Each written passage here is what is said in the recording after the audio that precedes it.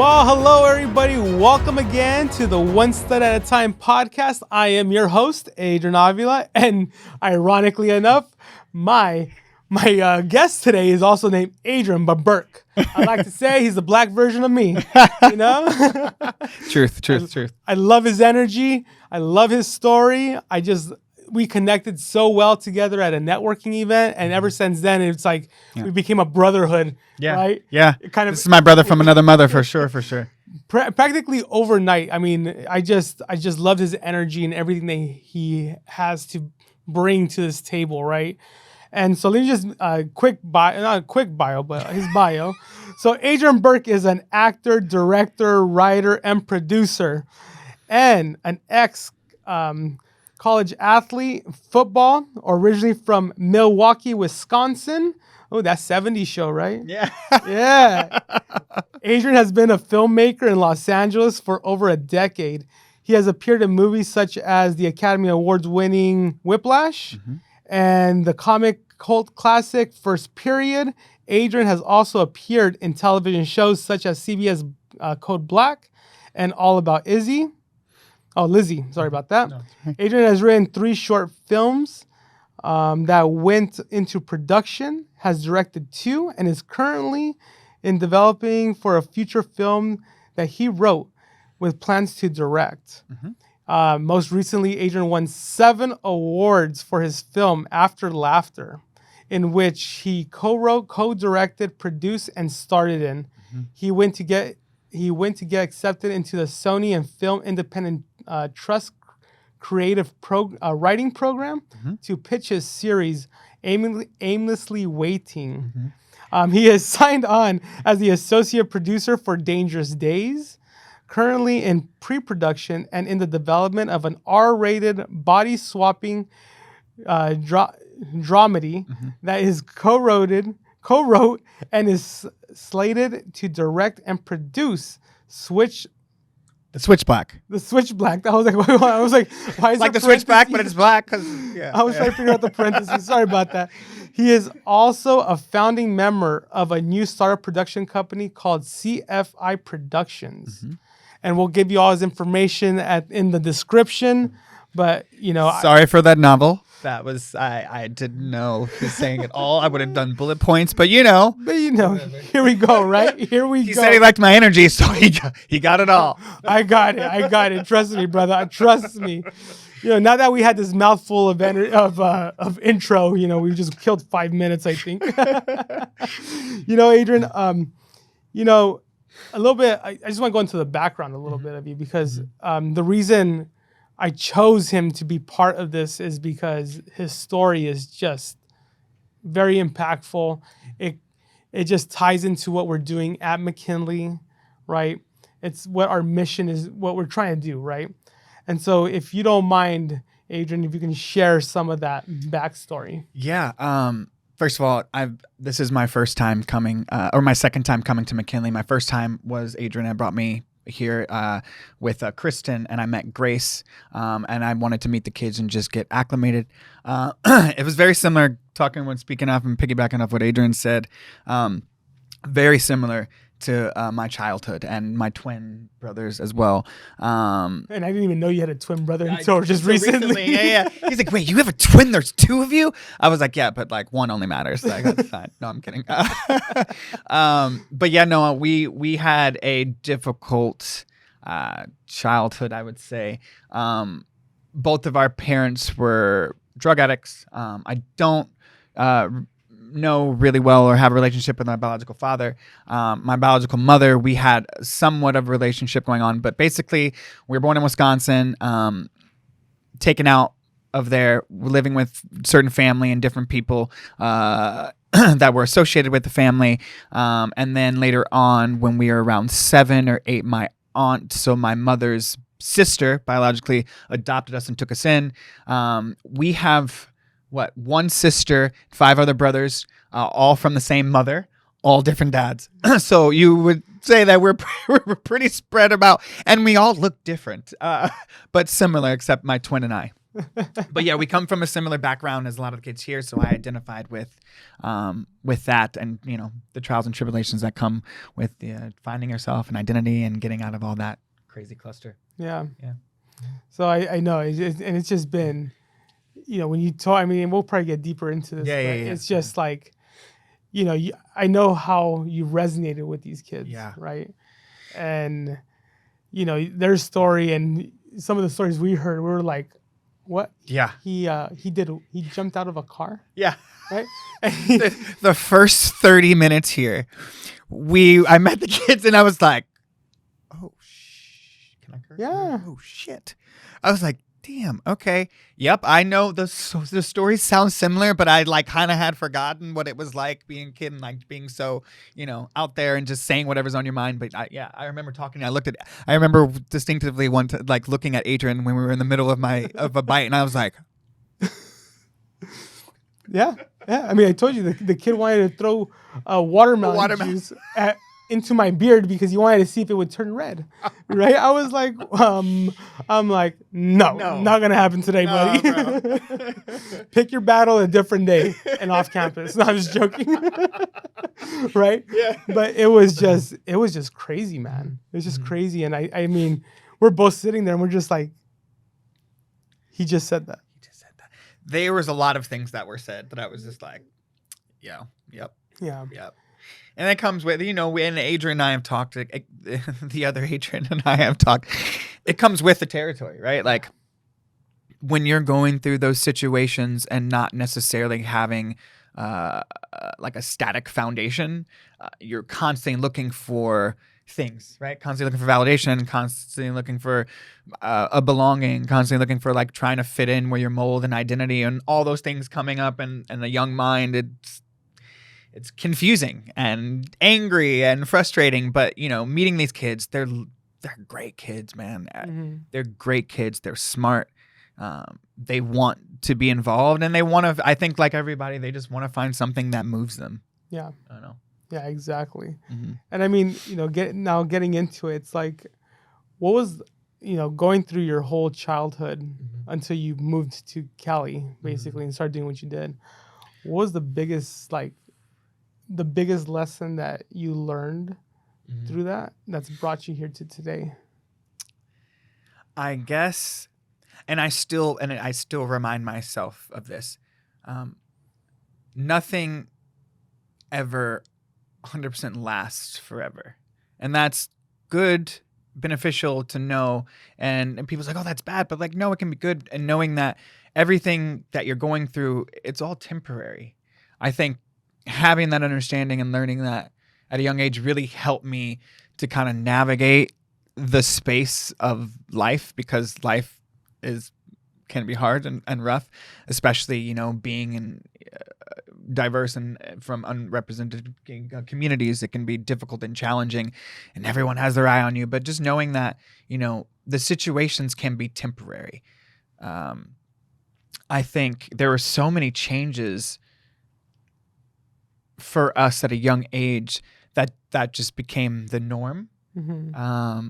And because that became the norm, really feeling like something was going to last kind of went out the window, whether it was good or bad. And there was some solace in that, I guess. But I would say nothing is ever so lasting. It's all temporary. And so just finding things that move you, I think finding things that you enjoy, always the move. Is life is so short, know? And we got privy to that at a young age because the situation that we're in, we were around a lot of movement, and we saw some things, being in the situation we're in, and those trap houses at a young age in the crib, me and my brother distinctively, we talked about it even older, we were so young, but just having those vivid images.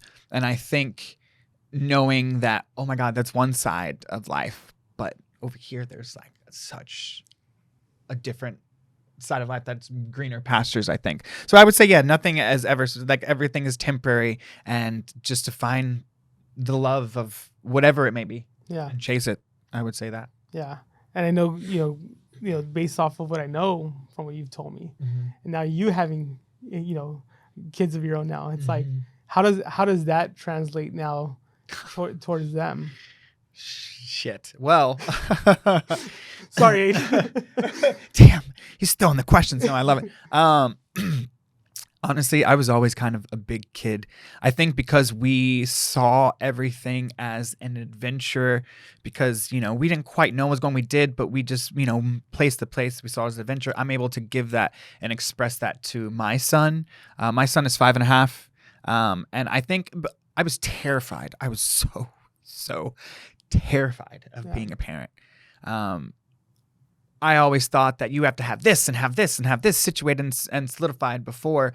And, you know, was super surprised that it happened, me being a father. But honestly, one of the most rewarding things that has ever happened to me, just on like terms of like understanding of like life and giving back and having that deep love and passion for something besides yourself. But yeah, it was difficult. I didn't know what I was supposed to do. I was a starving artist when I found out I was having a kid. I was working from gig to gig. I had done a couple big projects, but if you're in the industry, if you're in the arts and industry in specific, going back to things are temporary, ever so in the entertainment business. You can be working for like months and a year, and then all of a sudden not work for a year and a half or two. Yeah. So I think also that can be a scary thing, and being like that starving artist while having a son was terrifying for me. Also because I didn't have a great relationship with my biological mother, and I never really talked to my biological father. It made me search out my biological father before I was having kids. So I found out and talked to him on the phone for the first time right around the time my son was born, just to get an idea of like what it was and like what was supposed, even though he didn't do it right. I think like also in order to feel like you were making the right decisions and making the choices, you also have to know what choices not to make. Yeah. And I think that's all the things that happened to me when I was found out I was having a kid. Yeah. Yeah. I mean, and how hard was that to actually like reach out to your father or to your dad? I mean, I don't know how very difficult, extremely difficult. And I am glad that I did. Right around the time when I reached out to him, within like a year or year and a half or two, my biological mother died of an overdose. Wow. So I think dealing with not being able to, I think it pushed me even more to have those conversations with him, because I had one biological parent that's, you know, is passed. Mm-hmm. And I think like your mortality comes into effect. And then also the conversations that you'll never get to have. I think it's just like an automatic response, right? When you think that something's just there and it's constant and it's always going to be there, and then it's gone, and then it puts things in perspective for you. Yeah. So it did for me. And I think like I haven't fully elaborated and got those like really long, passionate conversations to ask him questions yet, but there was some type of communication, and just hearing his voice, just hearing stories, and just hearing kind of who he was, you know, an essential enough for me at the time. So it was a lot, but I think for me, it's something that I needed, you know? Yeah. I mean, I could attest to that, just because, you know, my dad was locked up for the majority of my life. Right. So, you know, and so like, you know, and now as being, you know, in my mid 30s and actually talking to him now, right now that he's home longer, and he's been, you know, doing the best he can out here. Like, I ask him questions sometimes, like, why did you choose this? Yeah. Right. Yeah. And like, and you hear it, and like, just, dude, sometimes it just like, it like, oh, it right hits, here. Right? It hits so hard. and so hard, man. Because I mean, substance abuse, it's like, they'll take the substance abuse over family any given day, any given time. Yeah. That was actually a hard thing to understand growing up at a young age, right? The chemical imbalance that the abuse of substances can cause. And a lot of time, because it's that chemical imbalance, you think, oh, well, what the hell? Like, why didn't you control this? Like, I'm your kid. Like, you made me. I had no choice in the matter. I didn't choose what you and mom did. Yeah, Right? I didn't choose that life. I didn't choose what you guys doing. You guys did the deed. Like, and now we happened. You know what I mean? But yeah, no, that part. That part was difficult. But I think as an adult, growing up, like, right when you're an adult, like, there's so many things that affect you and that you change throughout life. Like, the things that happen to you on some idle Tuesday are the things that change your whole perspective of things, right? So I think having that understanding and then talking to him made it like, I wouldn't do that, and I wouldn't put my family or my son or my kids through that, but I understand what happened to you. Yeah. And sometimes for me, that is the thing that was the learned behavior, the learned thing. And that's crazy because through my journey, I had to learn to love my father for who he is. Right? That's hard, man. It's hard. Hard. And to this day, like, you know, I talked to my sister about it, and she's like, love is such a strong word. And it's true, right? Love and hate are very strong words. Oh, they're synonymous. They're like, they're the exact same type of oomph that you put on those words are the exact same. Exactly. Just the opposite of what they mean. Exactly. The exact same feeling that you get toward them, the intensity. And so, like, I tell her, I go, you know what? We have to love our father for who he is, right? He was raised differently. He went through, his challenges. Yeah. But that allowed us to see what we didn't want to fall into. Facts. Right? Yep. And so I always ask myself, like, why didn't I choose that path? Right? Why didn't I choose that path? It's because I saw the results that happened.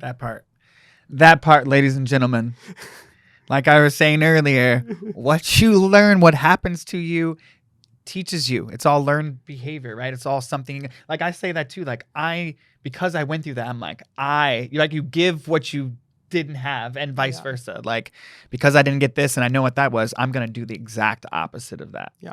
100%. Yeah, and it's just like, I think one of my biggest struggles as like a kid was like, everybody's like parents would show up to back to school night, right?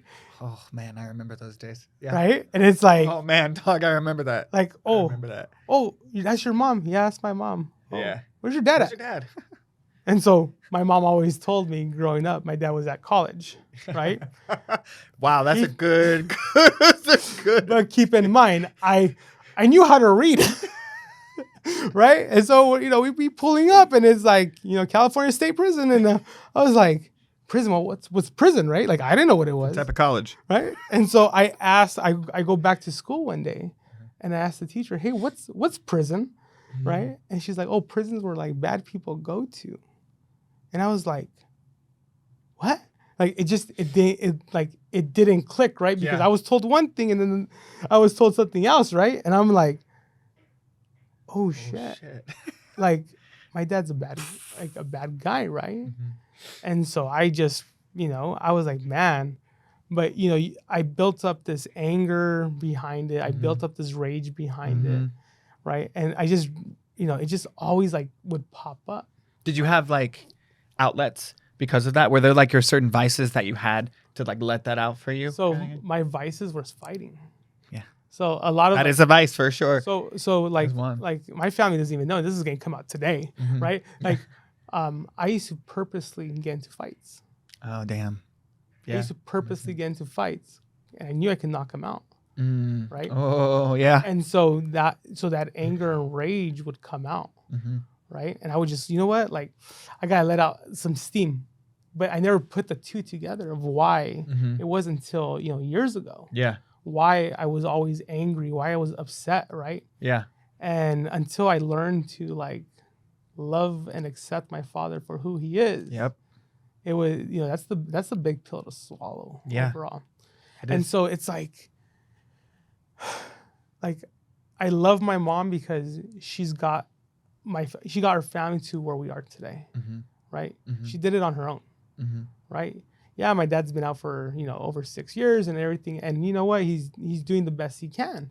But it's like but we lost all that time with him, right? And he's Yeah. trying to recuperate that time. Yeah. And you know what? I had to at least give him that, right? It's like, you know what? Like he's trying, you know what? Whatever that is, like, I'll give him that time. He calls me, I'll answer the phone. Yeah. Right. I go down and go visit them. I give him the time and day, you know? Yeah. And it's just, but I just learned is there's people who don't have their parents. Yeah. Right. And man. And sometimes they wish that they had more time. Yeah. And sometimes we go into like these family feuds of, you know what, like I'm not talking to so and so and so and so and so and then and then they're taken, right? So my grandma passed away from cancer, right? I'm sorry, and brother. yeah, but that I look at it because it's what unified our family again together, right? People were upset with one another and everything, but at the end of the day, after her journey had come to an end, it just like brought us back together again, right? Yeah. The love was there again. Yeah. But man, shoot, would I want my grandparents back? 100%. In a heartbeat. Yeah. Dude, in a heartbeat. Yeah. Like I'd give up anything to just bring them back for an hour, man. I would love to have my grandfather back. Right? At this young age. Yeah, I would just love to talk to him. Yeah. So much like him, I guess. My grandpa did. So like my grandpa was a man of few words. Yeah. But when he spoke to you, dude, it was like on the head. Yeah. It's like, shit. Yeah. Right. And then grandma was more she was the, hey, like, I'm going to sit down and talk to you. And like, she just knew how to put things into perspective. Right? Yeah. And I always told people my grandma was my confidant. She was my soundboard, right? Like ideas, everything. Like she was everything. Right. And in the family, everybody says, oh, dude, like Adrian does no wrong according to his grandma, right? Adrian is like he's an angel. He's an angel. He's the perfect child, right? Angelo. Yeah. And so, but but because of them, they really gave me the foundation of who I am. And so I look back and I'm like, dude, I could have taken the path that my dad took. Yeah. But easily. Really easy. Really easily.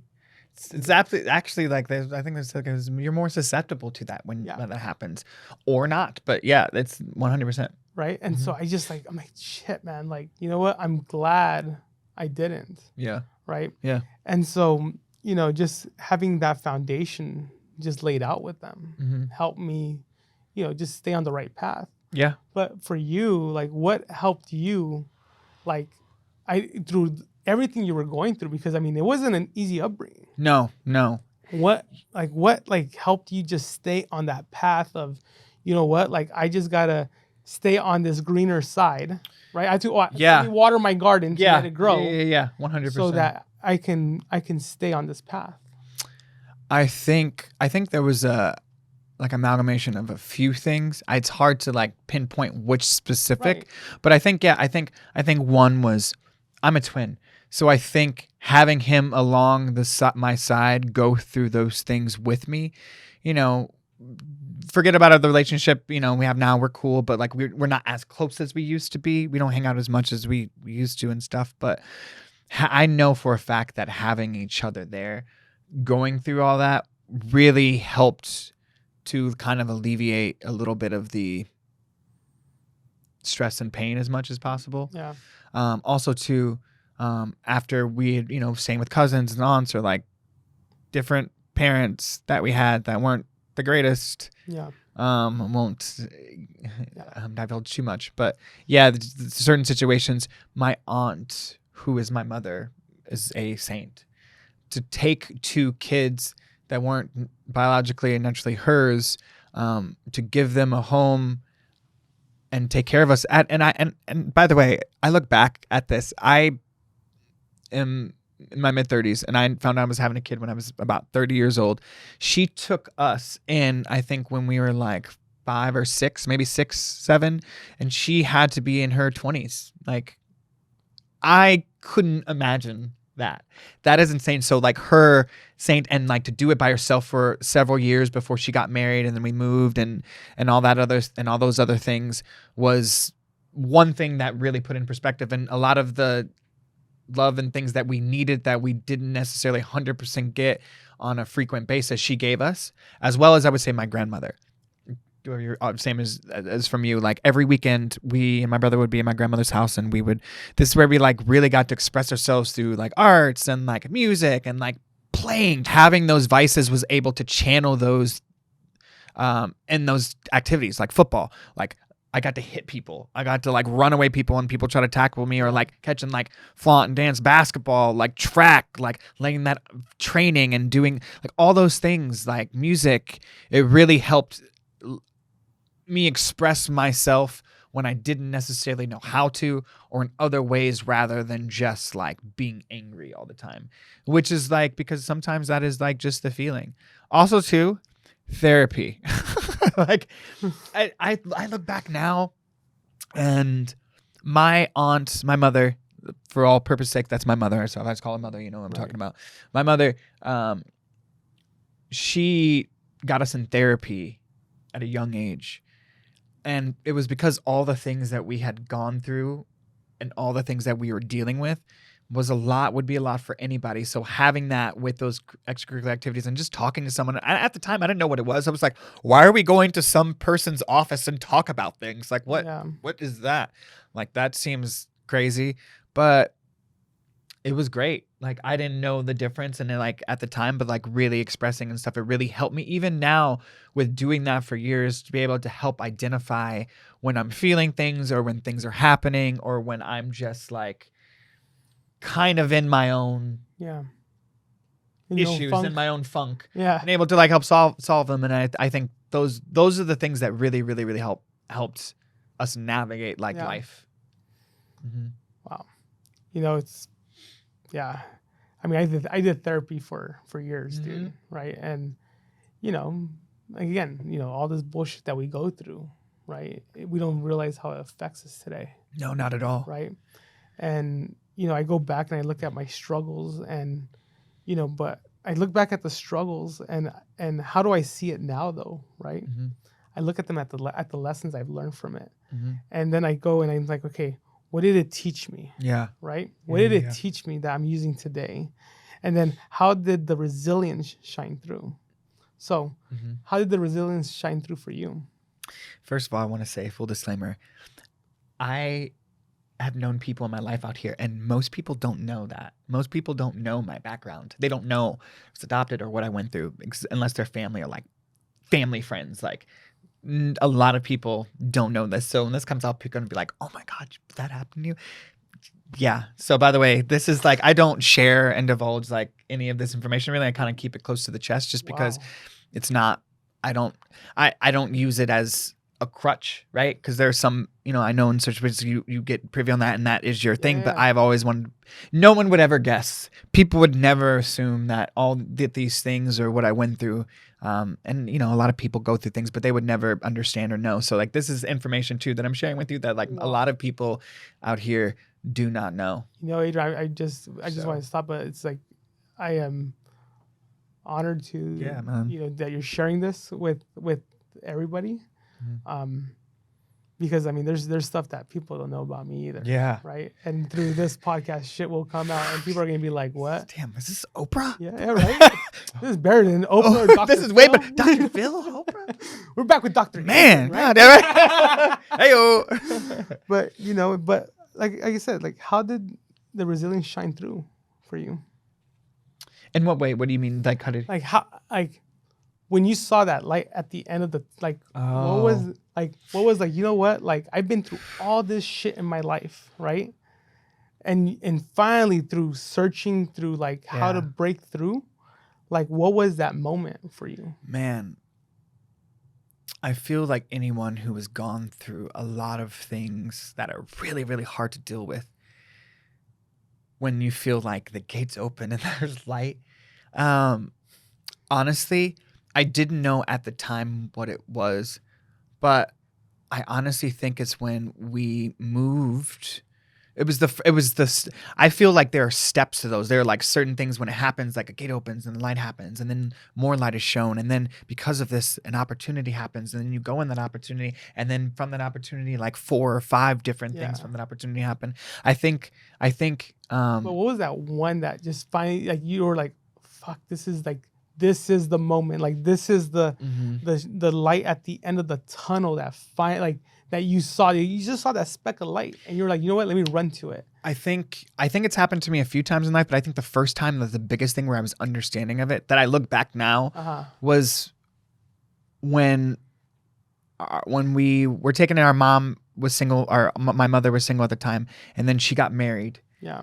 And we moved in with them to Arizona. So from Milwaukee, Wisconsin to Arizona, I think we had to been like 8 or 9. That for me was just a huge I can't describe it, like a huge light for me. And it's not because, oh, we're going to Arizona, because I hate to say it, but it's Phoenix, Arizona. Like, it's okay. Like what was out there? Yeah, like there wasn't out there. But it was because for the first time in our life that we had a family structure, that we moved in with 2 people who lived with one, like our biologically our aunt, so our mother, and then she got married, and someone who took us in and was like a father to us. Yeah.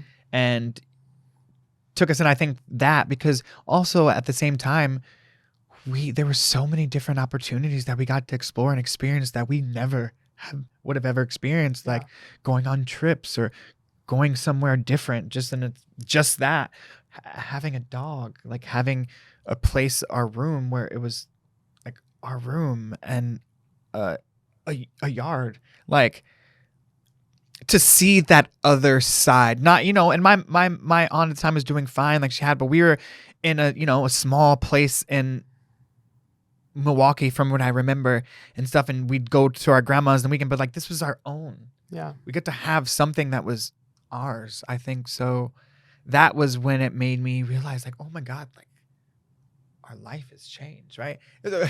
My girlfriend, she makes fun of our respect. She's like, so basically you're the Fresh Prince. And I was like, whoa, pause. Like, no, I wouldn't say that, but like I wasn't like living like that, but like I was in Phoenix. I was in Phoenix, Arizona, not Bel Air, but yeah, in a sense, like there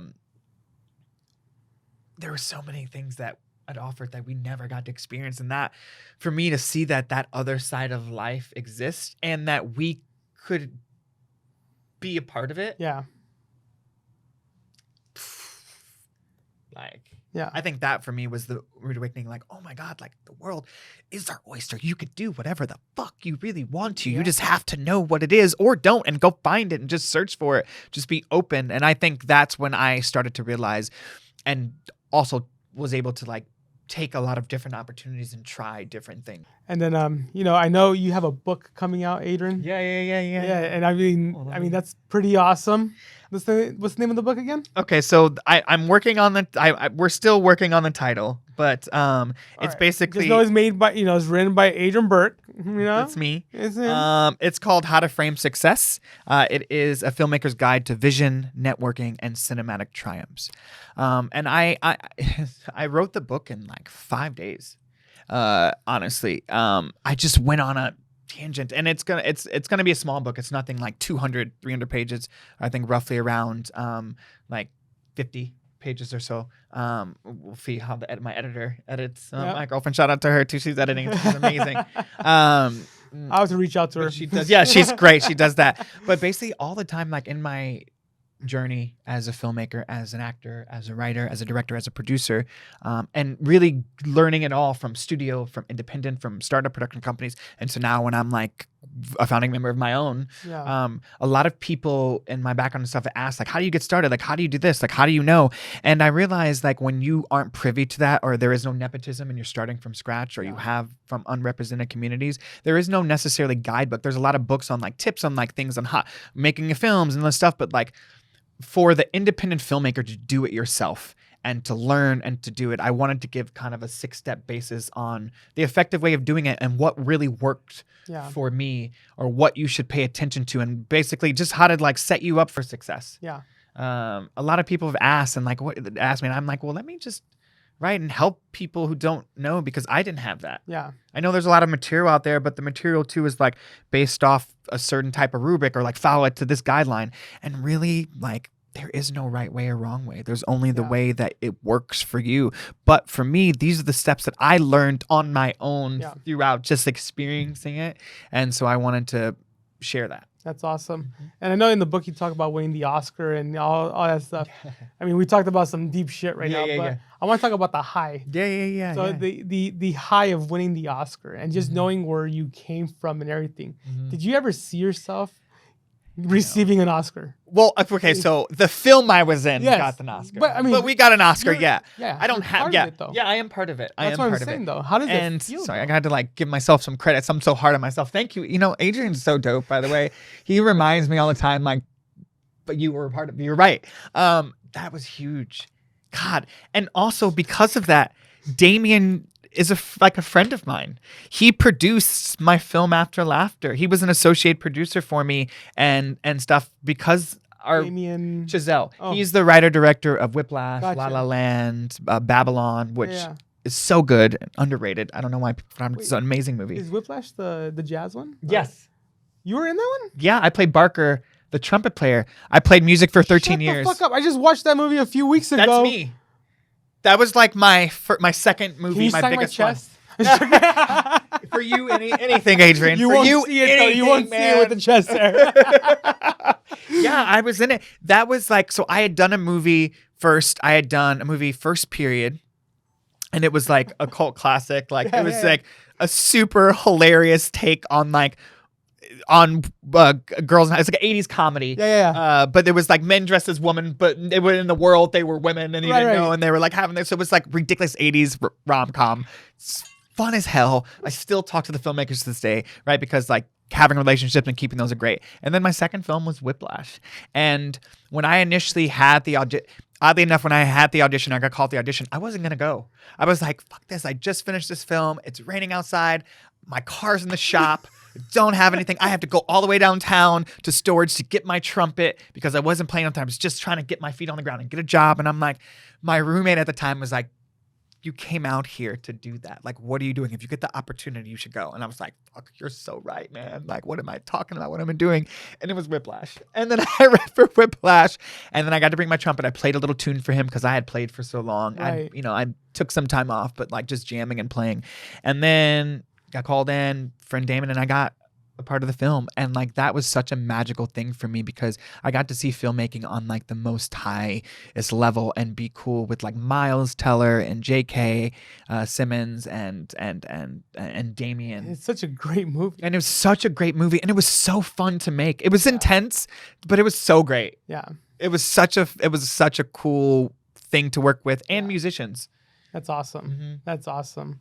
Well, Adrian, I really appreciate it. But before, I know we talked about McKinley a little bit at the beginning, but I mean, just to give our audience, your perspective of McKinley and what it does and how, I mean, you've been here a couple of times already and everything, but just give them an idea of like your perspective of McKinley, pretty much. First of all, we are shooting in a room in McKinley, so this is amazing. This is amazing. Going back to talking like and my childhood, this is such a unique thing for kids that their parents aren't there to have. If I was in the situation I had something like this, it would at least help put me in a place where I was somewhere. Yeah. The faculty here is nothing less than amazing and exceptional. They're so kind, they're so intelligent, and they really care. And that's hard sometimes for the faculty and the staff to do because these kids are struggling and it's hard for them, and they're going through situations like mine, or their parents like just can't, take care of them and stuff. So they're really having, and at this age too, right? The full-on developing of like identity and what you want and just having a sense of belonging in a family they're dealing with. And so having this here to be with other kids, I think creates camaraderie. It creates a perspective for them. And it also like gives them some tough love, which is important, equally as important at that age. What a great program. And I would say anyone that can have this opportunity to invest in the youth and these kids and this program and this school, I'm all for it. Yeah, and I know that we're also looking at possibly filming something here with you. So Yeah. that's gonna be awesome. But I'm working on a film right now that deals with like a high school body swapping comedy that I talked about before, and I would love to at some point when that happens and there's some financial restitution that we get, I would love to bring some of these kids and be a part of it so they can see that filmmaking process, because that for me, seeing that was like, you know what I mean? Exactly. So, Well, I know, Adrian, thank you very much for your time, dude. It is beautiful. I'm honored to actually like hear your story, because like, again, I didn't even know that he hasn't shared this with people. I haven't. Right. And so this is like, I'm just honored that, we did it on this platform. Yeah. Right. Thank you for having and me. I'm just glad that you're being a part of this. I'm, like I said, I'm just honored that you're here, dude. Oh, right. man. And so like, Adrian's the best, by the way. He's the dopest. and so like I tell you guys, man, it's, we never identify our past to where we are today. We learn from it, we grow from it, and we continue to just push forward, right? Learn from our lessons, and we just continue to push, you guys. Yeah, I would say too, just piggybacking off Adrian, like it doesn't necessarily matter where you come from, even though that shapes you. It matters where you're going and what you want. And I always say, if you do everything, if you have clear eyes and a full heart, amen, you can't fucking lose. Amen to that. Yeah. And you guys, his book will be, his link to his book will be in the description. All his contact will be on the description as well. Support him. He is not a struggling actor. Homeboy has made it. Not quite. I'm still there, but soon. And again, you guys, thank you for listening to the One Stud at a Time podcast. We'll catch you on the next one. Peace out.